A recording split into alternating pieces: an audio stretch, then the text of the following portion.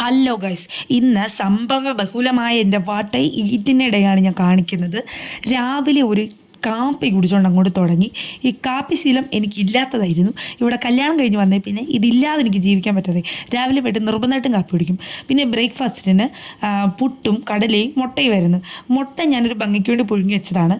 ഇടയ്ക്ക് പുട്ടൊക്കെ ഉണ്ടാക്കാറുള്ളപ്പോൾ ഞാൻ മുട്ട പുഴുങ്ങി കഴിക്കാറുണ്ട് കേട്ടോ. പിന്നെ വരുന്നത് ഉച്ചയ്ക്ക് ചോറും ബീട്രൂട്ട് തോരനും മീൻകറിയും അച്ചാറുമായിരുന്നു. ഇതിൽ കൂടുതൽ കറികൾ ഇവിടെ ഉള്ളതാണ്. ഇന്ന് എന്ത് പറ്റി എന്നെനിക്കറിയില്ല. ഇത്രയും കറികളൊക്കെ ആയിരുന്നു ഉണ്ടായിരുന്നത്.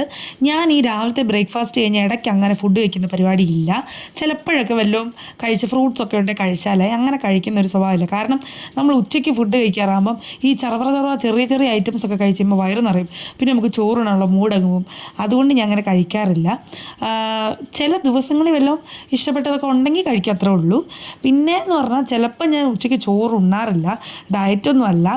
ബ്രേക്ക്ഫാസ്റ്റൊക്കെ കഴിക്കുമ്പോൾ ഉച്ചയാകും, ഒരു 12 മണിയൊക്കെ ആകും. പിന്നെ എനിക്ക് വിശക്കാറില്ല. അങ്ങനെ എനിക്ക് വിശപ്പ് തോന്നുമ്പോൾ ഞാൻ 4 മണിക്കൊക്കെയാണ് ചോറ് കഴിക്കാറുള്ളത്. അങ്ങനെ ചറവറ ചോറൊക്കെ കഴിച്ച് പിന്നെ അഗെയിൻ 4 മണിക്ക് കാപ്പിയുടെ കൂടെ കടലമാവ് കൊണ്ടുള്ള അവലോസ് പൊടിയുടെ കസിനാണ് ഞാൻ കഴിച്ചത്. ഞാൻ നേരത്തെ വീഡിയോ അപ്ലോഡ് ചെയ്തിട്ടുണ്ട്. വൈകിട്ട് അഗെയിൻ ഈ റൊട്ടീൻ തന്നെ, ചോറും ബീട്രൂട്ട് തോരനും അച്ചാറും. മീൻ വേറെയാണ് കേട്ടോ, വേറെ കറി വെച്ചതാണ്. അതാണ് കഴിച്ചത്.